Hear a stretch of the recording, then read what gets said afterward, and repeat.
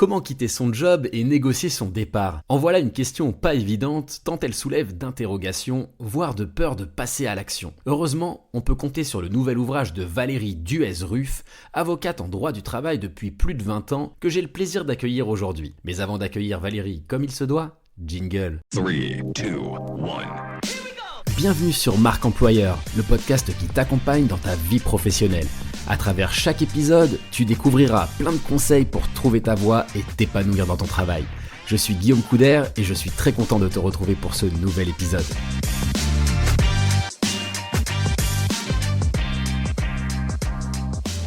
Bonjour Valérie. Bonjour Guillaume. Je suis très content de t'accueillir sur ce podcast Marque Employeur pour parler rupture aujourd'hui. Alors Eh rupture, oui.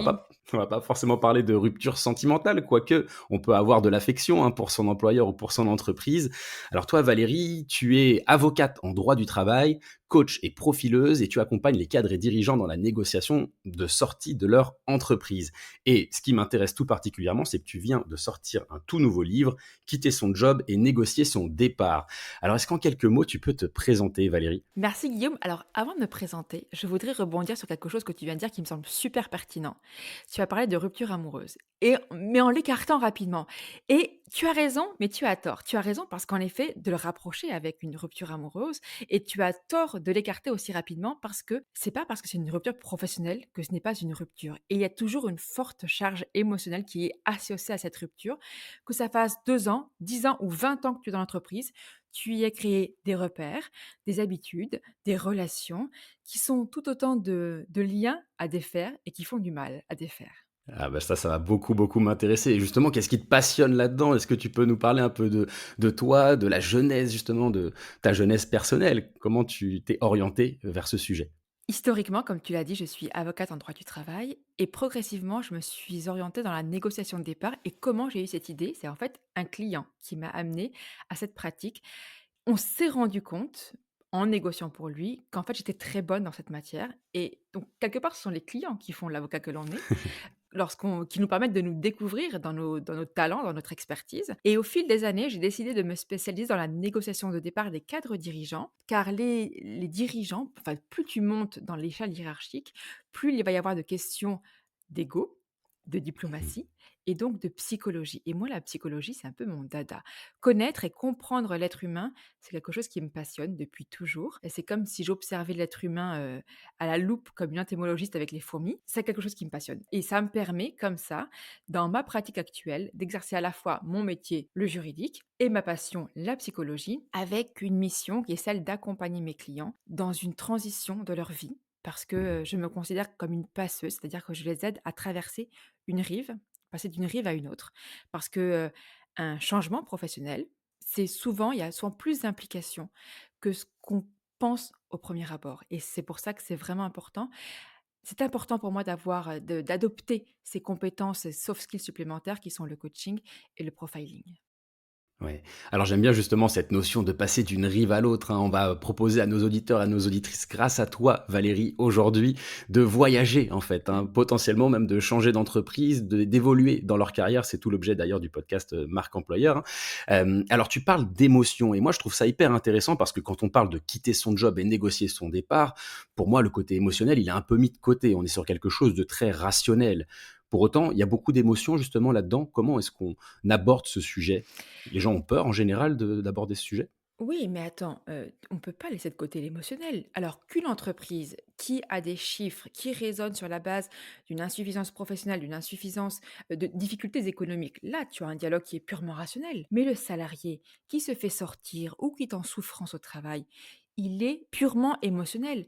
Et d'ailleurs, c'est là toute la difficulté, c'est que lorsqu'on a un salarié qui est dans un langage exclusivement émotionnel face à une entreprise qui, elle, est dans le purement rationnel, ça se comprend pas. Et donc, Mmh. mon rôle à moi, dans ce cas-là, c'est d'être une espèce de décodeur entre ces 2 langages pour leur permettre de renouer un dialogue. Parce que et c'est ça aussi, j'aimerais, changer le regard que les gens portent sur l'avocat. Ils voient l'avocat parfois comme un perturbateur, Mmh. comme celui qui vient empêcher, en tout cas, qui favorise le conflit et ce n'est pas du tout mon cas. Moi, je suis au contraire une facilitatrice. Mmh. Donc vraiment, l'émotionnel ne peut pas être mis de côté et même lorsqu'on considère alors si on considère que l'entreprise est purement rationnelle, d'accord, mais l'entreprise, elle est constituée d'êtres humains. Le Mmh. dirigeant, le manager, même le manager toxique, c'est un être humain. Et d'ailleurs, souvent on oublie que parfois, enfin, le manager toxique peut être toxique parce qu'il subit lui-même des pressions de la Mmh. hiérarchie. Donc, Il est un peu entre les 2 en fait, entre le oui, salarié et sa propre direction à lui. exactement. Et donc, souvent, on blâme le manager toxique et je pense qu'il faut aussi aller comprendre, pas forcément excuser, mais comprendre quels sont les mécanismes sous-jacents. Donc Ouais. tout ça, c'est que de l'émotionnel et c'est pour ça aussi qu'il faut d'abord comprendre et admettre son propre émotionnel pour pouvoir aussi envisager celui de son interlocuteur et ainsi pouvoir vraiment nouer un dialogue. Mmh. Est-ce que justement comprendre, prendre du recul par rapport à une situation, notamment par exemple un manager toxique, essayer de comprendre ses ressorts, ses propres motivations à se comporter comme ça, justement, c'est un peu se protéger finalement? Ce serait ça l'idée? C'est mieux comprendre et le savoir, amène le pouvoir. Donc Mmh. une fois que tu as d'abord prendre du recul sur sa propre situation, c'est extrêmement compliqué et c'est pour ça que j'invite à prendre conseil auprès d'un tiers. Mais Mmh. déjà, voilà, prendre ce retour, ce recul, comprendre quels sont les différentes émotions, les différents ressentis en jeu, ça va te permettre d'être plus au clair sur les attentes aussi de ton interlocuteur. Parce Mmh. que si toi, tu promets, je sais pas, un pantalon rose alors qu'elle attend en face une doudoune bleue, ça va pas du tout marcher. Ouais. Il Ouais. faut vous mettre d'accord sur, en fait, vos attentes respectives et pour ça, il faut se comprendre. Mmh. Alors moi, il y a 2 notions, hein, sur lesquelles j'aurais bien envie de revenir un petit peu plus tard. Ce sont les notions de dialogue et de conflit, hein, parce que tu en parles beaucoup dans ton ouvrage. Je trouvais d'ailleurs assez intéressant l'idée d'apprendre à aimer le conflit. Alors j'imagine que c'est aussi, le titre d'un chapitre qui donne envie d'être lu. Moi, en tout cas, ça m'a vraiment interpellé cette notion-là. Mais avant ça, peut-être, quels sont les ressorts, les motivations qui font que les gens démissionnent ou en tout cas cherchent à quitter leur job? Il n'y a pas forcément que la démission, hein, dans le fait de quitter son job, on va en parler, j'imagine. Voilà, quels sont les ressorts, quels sont les warnings qui font qu'à un moment donné, en tant que salarié, on doive se dire: «OK, là maintenant, il est grand temps de partir». C'est souvent des symptômes que beaucoup de tes auditeurs connaissent. La boule au ventre, des douleurs musculaires, un sommeil qui s'en trouve altéré. Ça va être des difficultés à l'endormissement, des réveils nocturnes, un appétit aussi altéré. Donc, soit tu manges tes émotions, donc tu manges trop, soit tu manges plus, tu as l'estomac noué. Ouais. Un petit verre le soir pour se requinquer parce qu'on sent qu'il faut ça comme un sas de décompression. Il y a plein de symptômes et en général, ce qui est horrible, c'est que les symptômes, on les a sous les yeux parce que notre corps nous les envoie en permanence. Une migraine, il y en a plein. Sauf Mmh. que on refuse de les voir. Pourquoi? Parce que on met la poussière sous le tapis OK. et à force de faire ça, à force de se dire: «Mon mental, il va tenir» et ça, c'est je vois ça très souvent chez les dirigeants. «Mon mental, il va tenir, il va tenir, il va tenir». À un moment donné, le vrai patron, le corps, bam, il te met à l'amende et Ouais, il il t'envoie un lâche. signal plus fort, ouais. OK.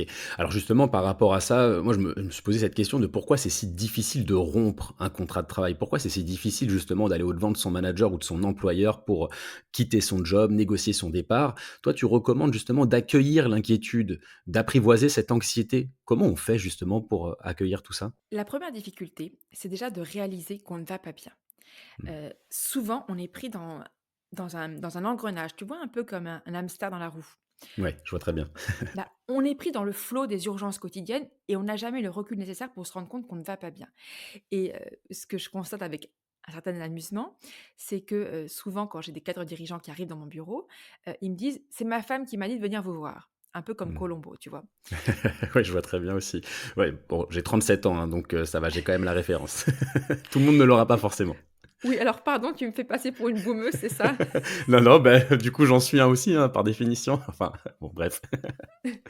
Donc ils se rendent pas compte en réalité et ce qui est amusant, c'est qu'ils me disent: «Oui, alors peut-être que je suis pas loin du burn-out». S'ils me disent ça, tu peux être sûr que c'est qu'ils sont déjà le 2 pieds dedans. Donc déjà, la prise de recul qu'on va pas bien. Deuxièmement, la peur du conflit. Les Mmh. gens ont très peur, ils se disent: «Si je demande à partir avec une rupture conventionnelle homologuée ou avec, une rupture négociée, ils vont croire que je cherche des problèmes et ça va mal se passer». Non, Mmh. là voilà, il faut vraiment ne pas avoir peur de demander les choses parce que demander les choses, ce n'est pas forcément aller vers un conflit et une divergence de vue, ce n'est pas non plus un conflit parce que les gens voient le conflit comme de la guerre et ce Mmh. n'est pas ça. C'est juste une divergence de vue qui va venir nourrir un débat et la vie est faite de débats et d'opinions divergentes, sinon ce serait Mmh. tellement morne.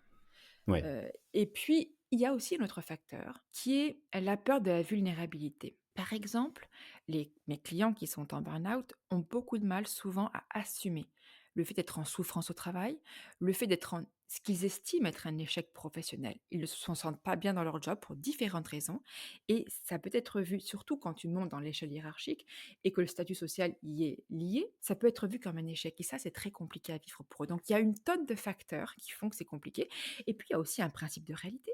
C'est-à-dire que quand tu as des charges, des enfants dans les études supérieures coûtent une blinde, te retrouver, avec la perspective d'être avec zéro revenu, ça Oui, fait flipper ouais, et donc les gens, ils y réfléchissent à 2 fois. ouais. Ils réfléchissent, j'imagine, en termes de risques et d'opportunités. Et dans certaines situations, c'est quand même très risqué justement de négocier avec son patron et de se dire: «OK, bah, potentiellement demain je peux me retrouver à la rue sans rien». C'est un peu ça le truc, Bah, tu sais, le risque de demander quelque chose, c'est juste d'obtenir un non. Mmh. Bon, Ouais. comme dit la Française des jeux, 100 des gagnants au loto ont tenté leur chance. Donc tu Ouais. tentes, tu as un non. Si tu le demandes gentiment, ça peut bien se passer. Après, ça dépend Mmh. comment tu amènes les choses. Maintenant, admettons, tu as un non, ils se vexent. Ils font quoi? Ils te virent. Bon, bah, tu te retrouves avec le chômage. Mmh. Donc tu te Oui, retrouves donc c'est pas jamais si sans risqué. rien. Mmh. Non, c'est pas si risqué. Après, il vaut mieux faire les choses intelligemment, maintenir le dialogue et puis obtenir des indemnités qui vont te permettre de réfléchir sereinement. Et Mmh. surtout, moi, ce qui m'intéresse le plus, c'est comment préserver, je te parlais de dialogue, mais l'image de marque. Toi, tu parles de marque employeur. Eh Ouais. bien, moi, ma marotte, c'est la marque salarié. Mmh. Parce que l'image de marque d'un salarié, c'est son plus gros asset, son plus gros capital, c'est son employabilité. Donc c'est Mmh. pour ça qu'il faut vraiment, soigner la négociation, soigner la discussion avec l'entreprise pour partir en bons termes et après Mmh. mieux rebondir. Et ce que Ouais. j'ai constaté, c'est un accompagnement de rupture qui va être bien fait, ça va permettre un rebond plus rapide et meilleur. Et ça, Mmh. c'est dans l'intérêt aussi des entreprises, des DRH. Parce que finalement, un avocat qui est du côté du salarié qui l'aide, c'est ce que je te disais, c'est que ça va permettre de nouer un dialogue et donc de faire en sorte que le départ, il se passe dans des bonnes conditions pour le salarié comme pour l'entreprise. C'est Ouais. plus simple, une rupture qui se passe sereinement qu'un divorce où on claque les portes, Ouais. Puis j'imagine que pour l'employeur, ça sécurise aussi parce qu'on a de plus en plus de évidemment. salariés qui derrière vont, diffuser de mauvais commentaires sur des plateformes comme Glassdoor, comme Indeed ou même comme Google et ça peut être assez désastreux pour l'employeur aussi. Donc ton accompagnement à ce niveau-là est, j'imagine, assez précieux, évidemment pour les salariés, mais aussi pour les entreprises. Alors on parlait de dialogue. Le dialogue, c'est pas forcément inné chez tout le monde. Il y a cette compétence justement de négocier, hein. Ton livre s'appelle «Quitter son job et négocier son départ». Négocier, c'est pas forcément évident. Comment on fait pour négocier efficacement? Alors, tu vois, tu parlais de dialogue. Les gens ne sont pas formés au dialogue, ce qui est vrai. Mais ils sont surtout pas formés parce que quand on pense dialogue, quand on pense négociation, je pense que tes auditeurs, leur premier réflexe, ça va être: «Qu'est-ce que je dois dire?» Mmh. Et en fait, c'est un mauvais réflexe. Le premier réflexe que vous devez avoir en termes de négociation et de discussion, c'est: «Comment vais-je écouter?» Mmh. Et c'est Ouais, là la clé. c'est ce que tu dis justement dans ton ouvrage, hein, c'est que la négociation finalement c'est 80 d'écoute et 20 de dialogue. J'ai trouvé ça assez Ouais. fou. Donc ça veut dire qu'en fait, c'est de se taire finalement, négocier. Oui, et c'est amener l'autre en réalité, d'ailleurs c'est toute la clé, c'est que pour obtenir une rupture, et c'est complètement contre-intuitif, il ne faut pas la demander. Il faut faire en sorte que ça vienne de l'employeur. Et donc, tu vois, il faut juste exposer les problèmes parce que moi je suis pas un magicien, hein, je suis pas Jésus qui multiplie les petits pains. C'est que, ben oui, si il y a pas de difficulté avec l'employeur, je peux rien faire. En revanche, s'il y a des difficultés avec l'employeur, dans ce cas, il faut en parler et leur demander quelle solution peut être trouvée. Et à ce moment-là, en effet, la parole est dans leur camp. Donc, Ouais. écoutez quelles sont les solutions que propose l'entreprise. Et parfois, la meilleure solution n'est pas forcément la sortie. Mmh. D'accord, oui, l'entreprise en fait peut prendre ses responsabilités et proposer différentes solutions. En gros, en tant que Oui, salarié, si on propose de soi-même des solutions, potentiellement on proposera d'ailleurs même les solutions qui ne sont pas les plus avantageuses pour nous. L'employeur peut peut-être nous proposer exactement. mieux déjà dans un premier temps, quoi. Exactement. Et par exemple, j'ai eu le cas comme ça d'une salariée qui est venue me voir, qui était super remontée, qui croyait qu'elle était, enfin, qui se considérait harcelée et discriminée par son employeur. Lorsque j'ai pris contact avec leur avocat, je me suis rendu compte qu'en fait, ce n'était pas le cas et qu'il voulait qu'elle reste dans l'entreprise. Et maintenant, ça fait un an et tout le monde, les deux parties sont très contentes. Alors, il y a eu Ouais. besoin de passer par les avocats pour renouer le dialogue, de faire un coaching auprès de ma cliente, mais aujourd'hui, tout va pour le mieux dans le meilleur des mondes. Donc Mmh. la sortie n'est pas forcément l'issue inéluctable. Ah c'est ça veut dire qu'en fait tu peux avoir une démarche, adopter une démarche de négocier ton départ pour finalement rester au sein de l'entreprise et te retrouver finalement dans une meilleure situation que la situation initiale. Exactement. Surtout ce qu'il le faut, c'est ne pas rester dans une situation délétères, qui vous pèsent, qui vous nuisent. Parce que Ouais. tout à l'heure, tu disais, c'est vrai que c'est risqué de partir. Notamment Mmh. aujourd'hui, il y a un contexte qui est un petit peu incertain. Mais j'aimerais mettre le focus sur quelque chose de très important. Un job, alors on peut avoir du mal à en retrouver, peut-être qu'on aura une rémunération inférieure, peut-être plein de choses, d'accord. Mais un job reste un job, c'est-à-dire qu'on peut en trouver plusieurs dans sa vie. En revanche, une vie, on n'en a qu'une seule. Ouais. Ou alors, J'aime bien justement, c'est ce que tu dis justement un peu dans le résumé de l'ouvrage. On peut avoir plusieurs jobs, mais on n'a qu'une seule vie. Ne gâchez pas la vôtre en vous éteignant au travail. Ça m'a beaucoup marqué cette exactement. phrase. J'aime beaucoup en tout cas. C'est plein de feel good tout ça et j'aime beaucoup. Alors, est-ce à dire justement qu'on peut tous prendre en main sa carrière? Parce qu'en gros, parfois j'entends des gens qui me disent, mais moi j'ai pas le choix. Si j'exerce ce job, c'est tout simplement parce que j'ai pas le choix, parce que je dois me nourrir moi-même, parce que potentiellement j'ai une famille à nourrir. Mais en gros, on a tous cette capacité, quel que soit notre job, à prendre en main sa carrière, à négocier un départ, et cetera, quel que soit notre job? Parce que toi, tu accompagnes des cadres dirigeants, par exemple. J'imagine que tu accompagnes aussi des salariés qui sont pas forcément à des fonctions aussi élevées dans l'entreprise. Je l'ai fait autrefois. Aujourd'hui, c'est vrai que je me suis concentrée sur les cadres dirigeants. J'ai tendance à penser qu'en réalité, tout le monde peut décider de sa carrière. Et justement, je pense que c'est très important. Et si j'ai fait ce livre, tu me posais la question tout à l'heure, Ouais. c'est pour transmettre le savoir aux lecteurs. Parce qu'encore une fois, le savoir, c'est le pouvoir. Mmh. Donc, moi, je suis convaincue que chacun peut changer un travail qui ne lui convient pas. Ça peut être simplement, les fonctions que tu exerces au sein de l'entreprise, y ajouter ou en retrancher quelques-unes qui vont te permettre de les exercer de façon plus conforme à tes attentes. Ou alors, ça va être exercer le même emploi, mais dans une autre entreprise. Il y a une multitude de changements à effectuer pour te permettre d'être plus aligné dans ton job et pour éviter ce que j'appelle un mal job, c'est-à-dire un job qui, peu à peu, va te t'épuiser et t'éteindre, tu vois? Mmh. Ouais, ouais, je comprends. En fait, en tout cas, c'est vraiment un livre, hein, qui s'adresse à tous, hein. C'est plein de pages, je Oui. ne sais pas si vous allez les entendre, mais voilà, plein de pages, pardon. Je pense tout de suite aux vacances, les plages. Non, plein de pages plutôt qui regorgent de plein de conseils et d'ailleurs, justement, quand on envisage de quitter son job, il y a souvent le côté un peu procédurier. C'est-à-dire le fait que, par rapport à son employeur, on peut se retrouver, à passer des mois, voire des années à entrer en procédure. C'est compliqué quand même d'envisager ça. Il y a des salariés, j'imagine, qui ont pas envie de dépenser toute leur énergie là-dedans. C'est pourquoi, en effet, pour éviter toute procédure qui va durer des années, hein, parce que à Paris ou à Nanterre, en tout cas, un prud'homme, c'est 5 ans en moyenne. Ah oui, Tu quand même. rajoutes un appel, on est en moyenne sur 7 8 années. OK. Et je dis Paris ou la région parisienne, j'ai des cas en province qui durent même nombre d'années. Donc, c'est vraiment un facteur, en effet, épuisant, la procédure. Et c'est pourquoi j'ai constaté qu'on avait les mêmes résultats, alors sauf cas très spécifiques, mais en négociation. Donc, ne vous épuisez pas parce que un procès, c'est une charge émotionnelle. Vous restez lié à l'entreprise pendant la durée de la procédure et Ouais. vous ne pouvez pas aller de l'avant. Donc Mmh. négociez, libérez-vous et ce sera beaucoup mieux pour vous.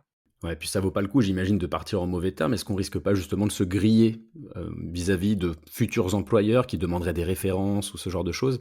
Il y a pas mal de gens, j'imagine, qui ont peur d'entrer dans le conflit aussi pour cette raison-là. Évidemment, c'est pour ça que alors tous les milieux sont des petits milieux. Après, ça dépend ce que vous avez envie. Au-delà de milieu ou pas petit milieu ou pas, moi ce qui m'intéresse, c'est de rester toujours éthique vis-à-vis de soi-même et en écologie avec soi-même. Mmh. Donc souvent, on a les clients qui nous ressemblent. Moi, mes clients, ils veulent pas partir en mauvais termes parce que ce sont des gens qui sont restés toujours investis, engagés dans leur entreprise. Et ils veulent pas mettre par terre, enfin, j'allais dire foutre en l'air, des années d'investissement, Ouais, heu, en claquant la porte et que ça se passe mal. Non, c'est pas comme ça qu'ils ont travaillé, c'est pas comme ça qu'ils ont envie de partir et de ouais. laisser cette image-là pour la postérité.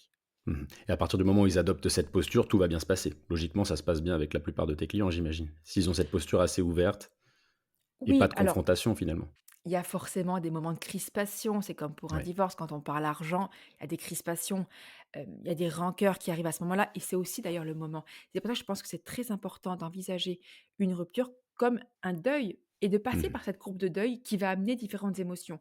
La peur, la tristesse, la colère et c'est bien de les purger parce que plus vous les purgez pendant ce processus-là et plus vite vous pourrez passer à autre chose et donc rebondir car c'est ça qui m'intéresse le plus. Ouais, bah, ça m'intéresse beaucoup aussi. Alors, il y a quand même une question que je me pose. Est-ce qu'il y a des situations plus favorables que d'autres, justement, pour, négocier son départ? Je sais pas, par exemple, le rachat de son entreprise, une période de fin ou de début d'année ou voire même l'approche de l'été, un nouveau manager qui arrive au sein de l'entreprise. Est-ce qu'il y a des moments comme ça un peu phares qui, sont plus favorables à la négociation? Ça va dépendre vraiment de ce que vit le salarié, quel est le contexte dans l'entreprise.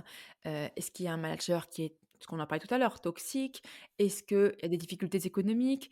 Voilà, ça va vraiment être au cas par cas, mais je te confirme que s'il n'y a rien à reprocher à l'entreprise, ben, il n'y a rien à faire. Ouais. Donc il faut qu'il y ait des griefs et après, quels que soient les griefs, et ce que moi j'aime à considérer aussi, c'est le ressenti de mon client. Parce que Mmh. évidemment, notamment en matière de harcèlement ou de pervers narcissique, tu sais, il y a un peu un dévoiement de ces termes-là. Les gens, ils se Mmh. considèrent très rapidement harcelés par un pervers narcissique. Ce sont Ouais. un peu des termes fourre-tout. Donc, moi, mon rôle d'avocate, de juriste, de femme de loi, ce serait de retenir une qualification exacte, notamment du mot Mmh. harcèlement. Mais je ne fais pas ça parce que ce qui m'intéresse, il y a bien sûr la réalité objective, mais surtout la réalité de mon client. Mon client, il a son ressenti qui génère sa propre réalité, qui n'est pas toujours, voire rarement celle de l'employeur. Mais Ouais. pour autant, je suis obligée de le prendre en considération. Mmh. Parce que si je le prends en considération, déjà, il se sent écouté, entendu, et à ce moment-là, ça permet de purger. Et moi, j'exprime à la partie adverse, qui bien souvent ne reconnaît pas du tout cette situation-là, mais il y a au moins une confrontation des points de vue, une divergence de vue donc, et donc un conflit. Mais puisqu'on en parle, on le règle sainement. Mmh. OK, ouais, en tout cas, c'est une approche très douce d'aborder justement cette négociation et de se réconcilier avec le conflit, hein. Tu en parles justement dans ton bouquin, «Apprendre à aimer le conflit». Finalement, on Oui, progresse justement, j'imagine aussi dans ses capacités à négocier, à communiquer avec l'autre, dans ses capacités d'ouverture? oui, alors, quand tu dis douce, attention, la douceur n'exclut pas la fermeté. Mmh. Parce que justement, c'est la méthode de négociation raisonnée de Harvard. Tu peux être doux avec les gens, et plus Mmh. tu es doux avec les gens, plus tu peux te permettre d'être ferme sur tes positions. Ouais. OK. Et après, oui, évidemment, c'est pour ça que mon expertise, elle est le fruit de 20 ans de pratique. Parce que ces compétences-là, elles s'acquièrent vraiment sur le terrain. Ouais. Mais par exemple, et mes clients qui sont d'excellents négociateurs savent très bien, plus ils sont négociateurs, plus ils savent que pour une négociation, il faut jamais intervenir soi. Et quand moi j'ai une négociation à faire à titre personnel, je je mandate un tiers parce qu'on n'a jamais le recul nécessaire pour intervenir pour soi. OK. Ouais, non, mais en tout cas, ton bouquin inspire vraiment confiance, hein, sur cette notion de quitter son job et négocier son départ, hein. Je répète régulièrement le titre, mais c'est important puisque c'est clairement la bible, hein, sur le sujet, on peut le dire. Alors, justement, tu conclus l'ouvrage avec une thématique, je m'attendais pas du tout à ça d'ailleurs et j'ai trouvé ça vraiment intéressant sur le fait que la négociation puisse échouer et donc qu'on reste salarié au final, hein, Mhm. de l'entreprise. Là, comment on fait justement dans cette situation que je pourrais qualifier de faux départ? C'est parce que ça doit pas être évident, j'imagine? C'est assez désagréable en effet si tu as la volonté de partir ou voire la nécessité de partir et que tu ne peux pas le faire. La réponse est qu'il y a toujours des solutions. Ouais. Moi j'ai tendance à penser que lorsqu'on me ferme la porte, je rentre par la fenêtre. Donc il y a plein de solutions dans le livre, ça va vraiment être au cas par cas en fonction de toi, quelles sont tes contraintes, tes besoins, tes envies, tes possibilités. Parce que, par exemple, établir une stratégie type, moi j'y suis absolument opposée. Pour moi, la stratégie, elle s'adapte au client. Si tu veux, c'est comme une Mmh. robe, sur mesure. Tu as entendu parler de ces robes de Marilyn Monroe qu'elle portait à l'anniversaire de JFK? Mmh. Qui a d'ailleurs été reporté après par Kim Kardashian, mais qui était cousu sur elle. Donc tu vois, c'est vraiment pour dire que c'est du sur-mesure absolument au centimètre.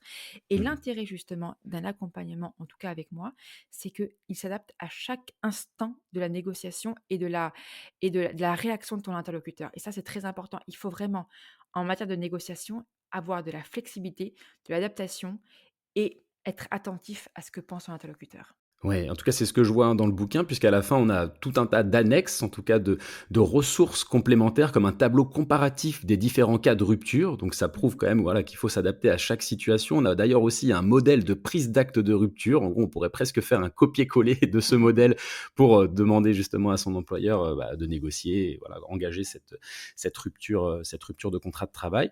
En tout cas, je crois qu'on a fait un peu le tour. C'est un bon teasing, hein, pour, inciter justement nos auditeurs, nos auditrices à se procurer ce bouquin, encore une fois, que je recommande. Il est aux éditions Erol, hein, Quitter son job et négocier son départ. Est-ce que Valérie, tu as un petit mot de la fin à nous partager? J'aime beaucoup ce que tu as dit, que c'était la Bible. Je trouve ça super parce que je pense que les gens devraient consulter et s'intéresser à ces problématiques-là sans attendre d'être, dans le cœur du problème. Si tu attends que la maison est brûlée pour appeler les pompiers, ça va être compliqué. Donc l'anticipation, c'est vraiment se redonner le pouvoir. C'est être acteur de sa propre vie professionnelle et ne pas la subir. Et ça, c'est vrai aussi la raison pour laquelle j'ai écrit ce livre.